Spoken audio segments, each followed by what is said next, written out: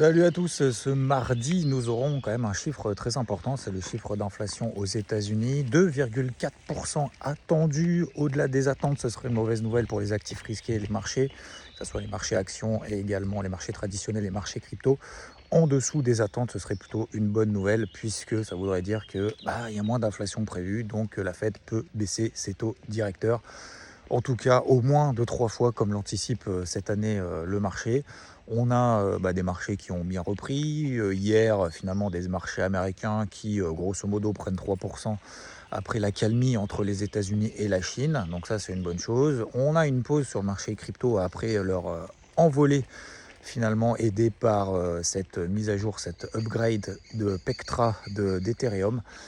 On a une phase de consolidation latérale qui est en train d'être opérée depuis maintenant quelques heures, quelques jours. C'est pas bien grave pour le moment en tout cas.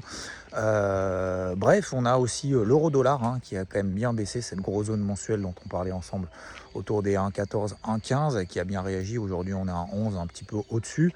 Donc le chiffre vraiment important du jour, ça va être de la semaine, même s'il y a beaucoup de chiffres, d'autres chiffres macroéconomiques, c'est vraiment l'inflation. Puisque comme l'a dit Jérôme Bois la semaine dernière, wait and see, en fonction justement de ces chiffres-là, il pourra ajuster son curseur justement de visibilité, son cap. Il n'agit pas en fonction des avancées, pas avancées entre Trump et les États-Unis. Donc ça a calmé effectivement un peu les choses. Apaisement aussi d'un point de vue géopolitique, donc ça c'est plutôt une bonne chose pour les marchés qui en profitent. On a surtout l'Europe qui est plus forte quand même que les États-Unis, qui reviennent sur des niveaux clés au-dessus de la tête sur les États-Unis, on y est. Sur l'indice allemand DAX par exemple, toujours très fort. D'ailleurs j'en profite pour féliciter Rodolphe parce qu'il travaille exclusivement à l'achat depuis maintenant, j'allais dire plusieurs jours, ces mêmes semaines, sur le DAX à l'achat pour accompagner justement ce flux haussier.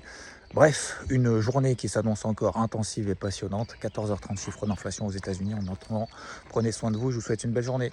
Ciao.